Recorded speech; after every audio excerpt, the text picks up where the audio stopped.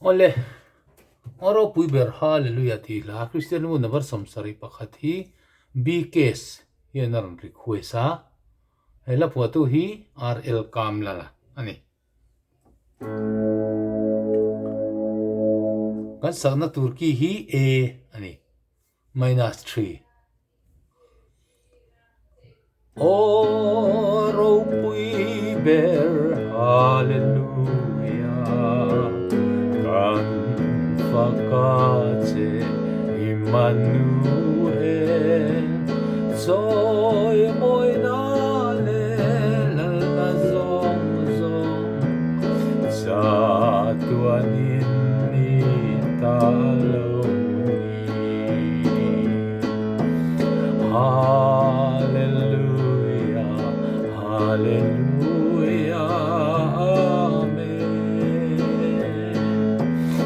Hallelujah,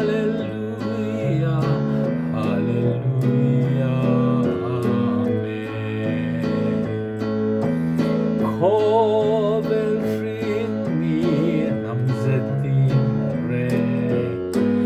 angel vane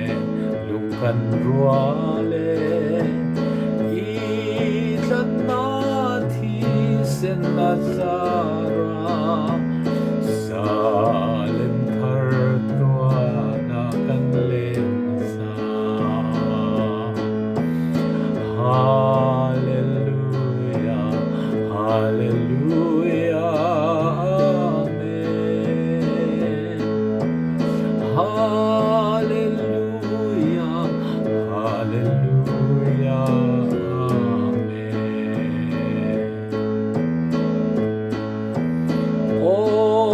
Atukin avasang ifinale imangay na Taraw kovel adimoite levan tronten at posenglo Hallelujah, Amen. Hallelujah, Hallelujah, Amen. Oh, min fil rot na rowi ran theng le ting an che dong le Vana lalu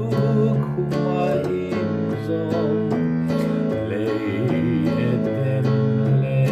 salen karne Hallelujah,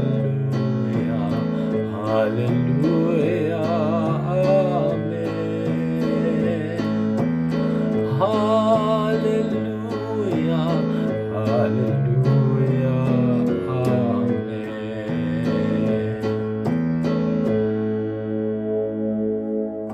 atlang puin he lai hi chu muang dewa sakchi e ani mela ma se kan lim viau chuan rang tak pon e asak thei thawang chu Om fil ro thuk na ro pui ran na thleng le ting an che dong le fa na la lu kuma in zong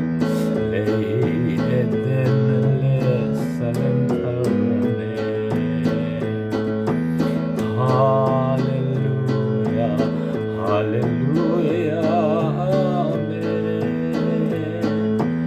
Hallelujah, Hallelujah,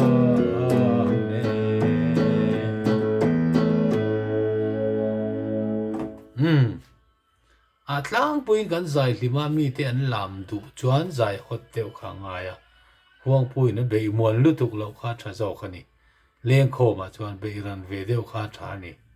tu ti lo wa ong kho hun da kan la sei don nia tu to pot me